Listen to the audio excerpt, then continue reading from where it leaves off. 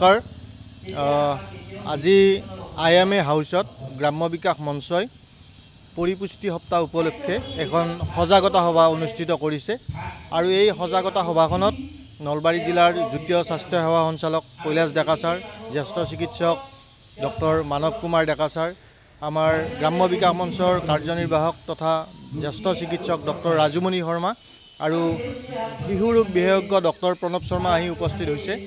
মূলতঃ গাঁৱৰ মহিলাসকলৰ মাজত, গাঁৱৰ কিশোৰীসকলৰ মাজত কেনেকৈ পৰিপুষ্টি বিষয়টো অধিকভাৱে সজাগ কৰিব পাৰি, কেনেকৈ আমি থলুৱাভাৱে উপলব্ধ খাদ্যৰ দ্বাৰা আমাৰ দেহত লগা পৰিপুষ্টিখিনি আমি পূৰণ কৰিব পাৰোঁ, সেই কথাটো লক্ষ্য ৰাখি আমি থলুৱাভাৱে উপলব্ধ পৰিপুষ্টিকৰ খাদ্যৰে গাঁৱৰ মানুহখিনি যাতে সুস্থৱান হৈ থাকিব পাৰে, সবল হৈ থাকিব পাৰে, তাৰ উদ্দেশ্য আগত ৰাখি আমি এই সভাখন অনুষ্ঠিত কৰিছোঁ। আৰু এই সজাগতা সভাখন আমি এটা প্ৰকল্পৰ অধীনত কৰিছোঁ। এই প্ৰকল্পটো হৈছে শিশু অধিকাৰ প্ৰকল্প।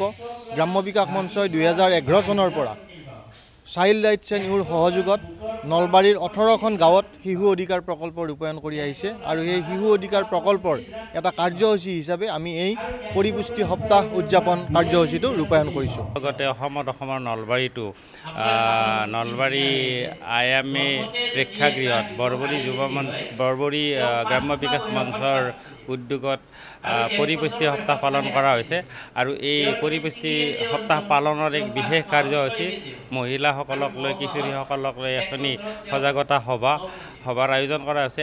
এই সভাত প্ৰায় 100 শতাধিক মহিলাই ইয়াত যোগদান কৰিছে, কিশোৰীয়ে যোগদান কৰিছে আৰু 5জন জ্যেষ্ঠ চিকিৎসকৰ দ্বাৰা এই অনুষ্ঠানত তেওঁলোকক ফেকাল্টি বা তেওঁলোকক ৰিচোৰ্চ পাৰ্চন হিচাপলৈ এই অনুষ্ঠানৰ আয়োজন কৰা হৈছে।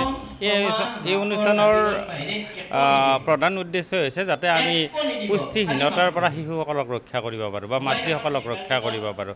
গতিকে পুষ্টিহীনতা ৰক্ষা কৰিবৰ কাৰণে আমি কেনেকৈ সুষম আহাৰেৰে এই শিশুসকলক সৰুকালিৰে পৰা অকণমান তেওঁলোকৰ গ্ৰোথটো লোৱালৈকে আমি অলপমান যাতে হেৰি কৰিব পাৰোঁ, তেওঁলোকক যাতে সুষম আহাৰৰ যোগান ধৰিব পাৰোঁ, এইখিনিৰ ক্ষেত্ৰত মাতৃসকল বিশেষকৈ সজাগ হ'ব লাগিব। আৰু মই ভাবোঁ সেউজীয়া শাক পাচলি বেষ্ট ডায়েট শিশুসকলৰ কাৰণে, এনেকুৱা কথাৰ ওপৰত আমি অলপমান গুৰুত্ব দিছোঁ।